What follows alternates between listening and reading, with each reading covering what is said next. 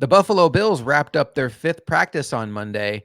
We saw Damar Hamlin take a very important step in his journey back to professional football. We saw Josh Allen have a very brief injury scare that had the entire crowd holding their collective breath. And we saw one of the most important players on defense have his best practice to date. I am Josh McCarty from Bills Chat, and let's get into all of it right now. The most important thing to take away from Monday's practice was Damar Hamlin. This was the first time he put on pads since his medical emergency that happened against the Bengals last season. This was a very important step in his journey back to professional football. And it was a really emotional moment for Hamlin. You could just see how much fire he came out to the field with, how important it was to him. His family was there, his younger brother was there.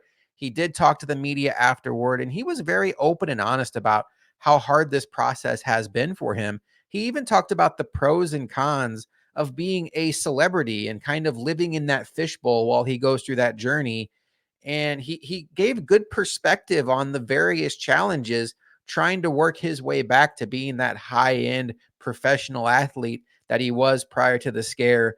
But seeing him in pads was an important step, and we obviously wish Damar Hamlin all the best of luck as the Bills continue training camp and he makes his bid for one of the 53 roster spots.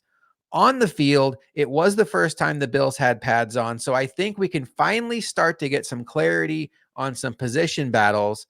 But the biggest takeaway on the field today was Tre White had his best practice so far of 2023. That is obviously notable because after his ACL injury on Thanksgiving in 2021, he missed 3/4 of the 2022 season, came back on the field in Thanksgiving of 2022, and really was not the Tre'Davious White we had come to know and expect. Definitely not the best version of himself. Really looked like he was questioning himself out there at the end of last season. But for those that were on site at training camp, they say Tre'Davious White is playing loose. He's playing with swagger. He's got that fun attitude that we've come to expect from him. And he made several plays today.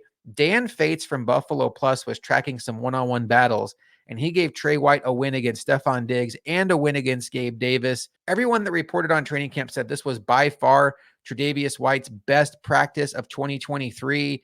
And that is such an important development for this defense as they're still trying to figure out cornerback 2. If they can get cornerback 1 playing close to or at his all-pro level, this defense has a ton of flexibility for how they can mix and match coverages. Dion Dawkins had his toughest day of camp so far, as Joe Marino from Locked On Bills said that he actually lost a couple of battles, one to Boogie Basham and one to AJ Epinesa. Now, Joe Marino did point out it's not time to panic on Dion Dawkins. It may have just been an off day, but he lost on outside speed moves on his outside shoulder, which is not something you really want to see from Dion Dawkins, not something we're accustomed to. Not something to panic about. Dion Dawkins is still obviously the franchise left tackle of this team, arguably the best offensive lineman on this team, but at least for Monday, sounds like a day that Dion Dawkins would like to forget. As far as the cornerback battle goes, on Monday, it was Dane Jackson taking the majority of the first team reps, but Kyer Elam was mixing in with him. What's interesting is Christian Benford did not get any first team reps on Monday. I don't know if this is a sign that the cornerback battle is down to Kyer Elam and Dane Jackson, or if this is just part of a larger plan and maybe Christian Benford will be the one rotating in with Dane Jackson on Tuesday. We'll have to wait and see. For now, it still appears that Dane Jackson is the front runner in this race, but it's not over. They're still giving Kyer Elam and maybe Christian Benford a chance to win that job.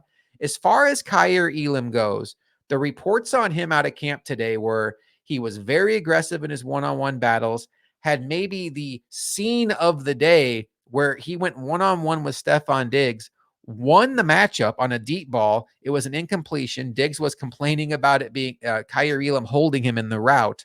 And then the next time Diggs was at the front of the line, he was lined up on Alex Austin, and Kyer Elam went and got Alex Austin out of the way and said, no, I want Diggs. Well, you ask for it, you get it. Diggs won the next route and definitely let Kyer Elam hear about it. But Kyer Elam is not backing down from Diggs. He had a good day in one-on-ones. It sounds like he's still up and down in team periods. That is ultimately what this is all about. How can you do your 1/11th, as Sean McDermott likes to say, within the coverage scheme?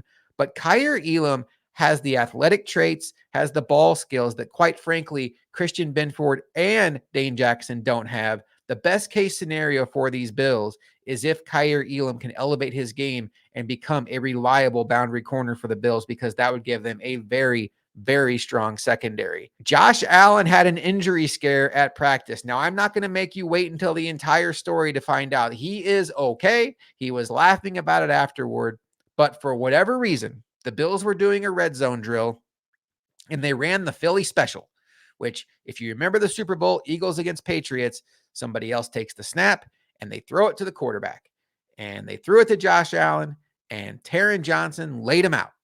And everybody at training camp did a collective, but Josh Allen was shaken up for a little bit, got up, and all is okay. Couple of things. Taron Johnson, what are you doing? That is the franchise quarterback. Everything you guys are working on right now is absolutely irrelevant if Josh Allen gets hurt. So if he's going to catch a ball on you in the end zone, you let him catch that ball on you in the end zone. He's wearing the red jersey for a reason.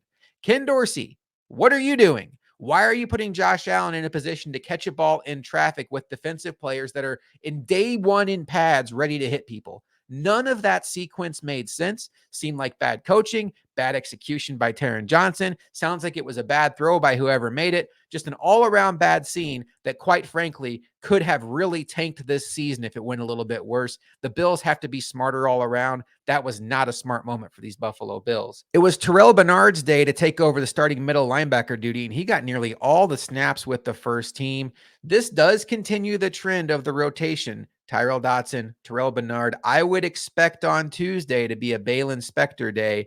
So at this point in time, we have to assume it is still a three-man race. If they go back to Dotson on Tuesday, that would indicate to me that Spector is out. We do have the red and blue scrimmage coming up on Friday. We're under 2 weeks away from the first preseason game. This is the first time that pads were on. So I think we will start to get some clarity on the middle linebacker position. It's a physical position. How do you stick your nose in there and defend the run? Now that they're able to tackle some, I would assume that we're going to see some separation there. I still think Dodson is the slight favorite. I think Ty is going to go to Dodson. Spector or Bernard are really going to have to outperform him to win that job. But this could be coming down to a photo finish at the middle linebacker spot. And as far as offensive guard goes, more of the same. It was O'Cyrus Torrence and Ryan Bates rotating in. Sounded like O'Cyrus Torrence maybe had a smidge more snaps with the first team. At this point in time, I honestly believe that O'Cyrus Torrence has become the favorite to win this job, because ever since the very first practice last Wednesday, when Ryan Bates took the majority of first team snaps, O'Cyrus Torrence has outsnapped him with the first team. The other thing you have to consider, O'Cyrus Torrence is not as versatile as Ryan Bates. If O'Cyrus Torrence is a backup offensive lineman for this team, he can back up for you at right guard and left guard. If Ryan Bates is a backup offensive lineman for this team, he can back up at all 5 spots. The Bills are aware of this. That is a great security blanket. So in most cases, I think the tie goes to the veteran like Tyrell Dodson, like Dane Jackson. In this case, I think Ryan Bates' versatility actually works against him. And I'm starting to believe that the Bills' second-round pick, O'Cyrus Torrence, is going to be their starting right guard on opening day. Still a long way to go. This was the first day in pads. They still have preseason games to go through, but O'Cyrus Torrence has a real shot to get this thing to the finish line. The Bills are back on the practice field on Tuesday at 9:45. We assume they'll be padded up again. I am Josh McCarty. I would love it so much if you'd hit that like and subscribe button. It helps Luca and I out so much as we are trying to make Bills Chat your one-stop shop for Buffalo Bills information. I will see you tomorrow for the training camp recap.